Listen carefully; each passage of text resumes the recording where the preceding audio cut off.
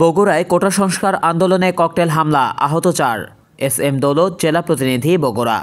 বগুড়া সরকারি আজিজুল হক কলেজে কোটা সংস্কার আন্দোলনে ককটেল হামলার ঘটনা ঘটেছে। এতে 4 জন আহত হয়েছেন। আজ বেলা 11টার দিকে কলেজের আমচত্বরে ককটেল বিস্ফোরণের ঘটনা ঘটে। ঘটনার পর থেকে কলেজ ক্যাম্পাসে থমথমে পরিস্থিতি বিরাজ করছে। আহতরা হলেন সুমন রানা, মামুন, তাফসি, মিলন ও সুমন কুমার পাল। জানা গেছে, বেলা 10:30টার দিকে কলেজ ক্যাম্পাসের জামিলনগর গেটে আন্দোলন শুরু করে শিক্ষার্থীরা। এ সময় হঠাৎ দুর্বৃত্তরা কলেজের আমচত্বরে একটি ককটেল বিস্ফোরণ ঘটায়। এতে 4 জন আহত হন। আহতদের উদ্ধার করে বগুড়া শহীদ জিয়াউর রহমান মেডিকেল কলেজ হাসপাতালে নিয়ে যাওয়া হয়। পরে ক্যাম্পাসে অবস্থান নেন ছাত্রলীগের নেতাকর্মীরা। এ সময় কলেজের বাংলা বিভাগের শিক্ষার্থী সুমন পালকে শিবির আখ্যায়িত করে চড়থাপ্পড় মারেন ছাত্রলীগের নেতারা। এদিকে পরিস্থিতি নিয়ন্ত্রণে কলেজ ক্যাম্পাসে অতিরিক্ত পুলিশ মোতায়েন করা হয়েছে।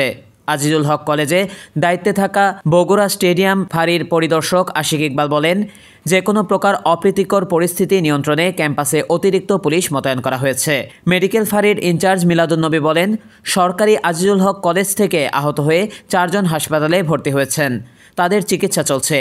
এদিকে বেলা 10:30টার পর বগুড়া শহীদ জিয়াউর রহমান মেডিকেল কলেজ ক্যাম্পাসে শিক্ষার্থীরা কোটা সংস্কারের দাবিতে বিক্ষোভ শুরু করে। পরে তারা ঢাকা-রংপুর মহাসড়কের এক পাশ অবরোধ করে। প্রায় আধা ঘন্টার মতো তারা সড়কে অবস্থান নিয়ে কোটা বিরোধী বিভিন্ন ধরনের স্লোগান দেন।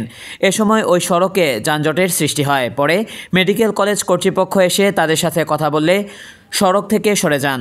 বর্তমানে তারা কলেজ ক্যাম্পাসের ভেতর বিক্ষোভ করছেন।